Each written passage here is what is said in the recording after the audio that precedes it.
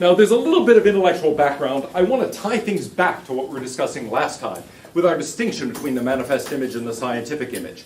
The manifest image is our common sense picture of the world. It's our picture of the world as consisting of ordinary, middle-sized physical objects. You and me, desks and tables, cameras, screens, iPads, glasses, and so on.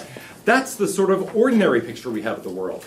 But the scientific revolution introduced a new idea. In fact, at one point, John Locke is talking about vision. He says, how is it possible for us to see things? And he actually comes up with a strangely modern theory of vision. He doesn't know what to call anything, but he says, well, there are these particles that light consists of. They're like little tennis balls that bounce off things and bounce into our eyes. And that actually isn't so terribly different from a contemporary idea of what light is. Notice what he's doing. He's taking a common sense type thing like light and describing it in terms of microparticles, in terms of waves, in terms of fields, in terms of, well, as he puts it, little tennis balls, but other things like that that are microscopic. We can't ordinarily see them. Nevertheless, their behavior explains the behavior of the things we ordinarily encounter. So that's the picture of really the manifest image, the scientific image, and then the problem Sellers points to is how we put those things together. Well, there's a certain way of taking that idea that leads to significant trouble throughout the 20th century. I'm going to refer to it as neo-Gnosticism. It's lonely being one of the few who truly knows. But that becomes a common theme. A great number of intellectuals think they've got it figured out. They understand the base level well enough, not just to do science, but to actually control the world, to be able to shape the world the way they want. And that's what I'm calling this neo-Gnostic vision. Now, why neo-Gnostic? Well, the Gnostics were an ancient group who thought there was a special secret knowledge. And if you had the key to that knowledge, then you could bring about utopia, either here or gain admission to heaven. And so it's that sort of idea. There's some secret knowledge which is such that if you possess it, you can bring about utopia. Now, to return to last time, the manifest image of the world is a sort of surface image of the world, a common sense image. We think of ourselves as free beings. We're rational beings. We act for reasons in the manifest image. We tend to think of ourselves as acting rightly or wrongly, virtuously or viciously. We take responsibility. We think we are actually agents who act for reasons in the world. But the scientific image gives us a very different picture of ourselves.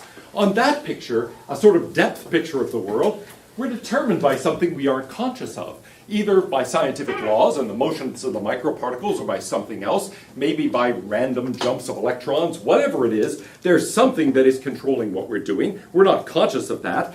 The reasons we actually give have nothing to do with the ultimate causes of our behavior. They're really just rationalizations. Morality is either just nonsense, because after all, there are no oughts in science, there are no goods and bads, and so either it doesn't make any sense at all, or it really reduces to something else. It's an indirect way of saying, oh, well, this produces as much pleasure as possible, or as little pain as possible, or serves the evolutionary needs of the species, or something like that. And finally, on this vision, since we're not free, we have no responsibility. After all, we're not really in control, the electrons are in control. Now, if that's the picture, we have the manifest image, it's in some way acting the way it does because of the objects of the scientific image and what they are doing, then from a purely scientific version, you might say, nothing really follows. It's true that the world isn't as we think it is. We aren't as we think we are. On the other hand, what follows from that? Well, not much of anything. Oh, surprise, the world isn't exactly what you thought. Well, big deal. However, that's because nobody really knows, nobody can manipulate the connections. But suppose people could.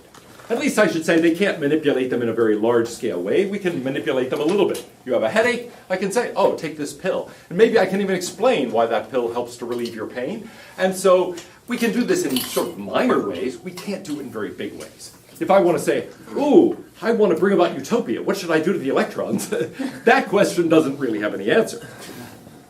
But now, what if I had a different theory? What if I thought I knew the basic level and understood it, and moreover, I understood in a big picture kind of way the connections between that basic level and the surface level? Then I might think, aha, to produce the outcome I want on the surface level, to produce this utopia, I know what to do. I can manipulate the base to bring about my goal. Well, if I had that knowledge and were convinced that I understood the connections, then maybe that project would make sense. So I might be able to take what you might say works in very limited ways in medicine and pharmacology and things like that, and start applying that to the whole social structure. Well, that sort of, I'll call it intellectual hubris, that idea that you understand things well enough to do that, combined with a two-level theory of this sort that distinguishes something like a manifest and a scientific level, leads to a sort of two-level conception of society. There are those who know and those who don't, right? And so you get what I'm calling modern Gnosticism or neo-Gnosticism. There are those who know the underlying causes. Call them the elite, or the intellectuals, or the anointed. And then there are those who don't, the common people, who don't understand the basic structure, don't understand the connections well enough to do anything about it. Now, this is, and by the way, in this course we're going to be discussing a lot of ideas without meaning to endorse them. We're going to talk about Mussolini. We're going to talk about Hitler. I am not on their side. I'm not having you read them because I think, oh, they're awesome, okay? And so this is one of those ideas that maybe you can tell. I don't tend to like it very much. On the other hand, it's an important idea. It motivates all sorts of actors, people who gain real political power throughout the 20th century. And so, the Gnostic version of this is not merely the distinction between the manifest image and the scientific image, but the thought that it's possible to know this and to know the connections well enough to manipulate the base to produce the outcome you want at the higher level. You can do something that actually transforms the world by applying the appropriate manipulations to whatever the structure is that really has the causal power and serves as the scientific image on that conception. So here's the basic idea. Societies are now imperfect. People cause harm, right? They do all sorts of damage to other people. There are all sorts of things wrong with the world.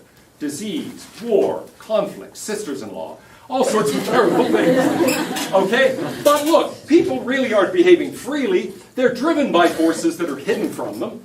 And so maybe if we could change the pattern of those forces, we could get people to behave differently. And so if we can change how people act, well, we can change social institutions.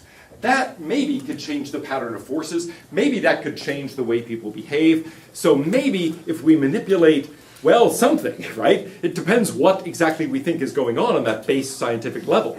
But whatever it is, if we are able to change institutions and change what's happening at that level, then maybe we can transform the way people behave. We just have to know how. So that's the vision. That's this utopian ideal, you might say, that if we only understand the connections well enough and understand the base level, we can bring about utopia. And so this leads us to think, look, most of the time what people say, it's not really what they mean, it's not really what's going on. There's this base level that's determining everything. So the fancy highfalutin name for this is the hermeneutics of suspicion. Hermeneutics, the science of interpretation. The idea is you interpret what people say in a fashion that isn't really on the surface. You interpret it in terms of the basic level. This sort of thing goes on most commonly and most famously in Freudian psychology. So, why are you here to see me? Well, I'm unhappy. What are you unhappy about? I hate my boss and he hates me. Ah, tell me about your boss. And then you start talking and says, oh, tell me about your father. Sounds like your boss and your father are a lot alike. They're both older men. So maybe you really hate your father and you think your father hates you. No, I get along okay with him. You know, et cetera, that sort of thing. Yeah. And then you say, no, look, analyst, you don't know what's going on. You're completely wrong. And say, resistance? Resistance is futile.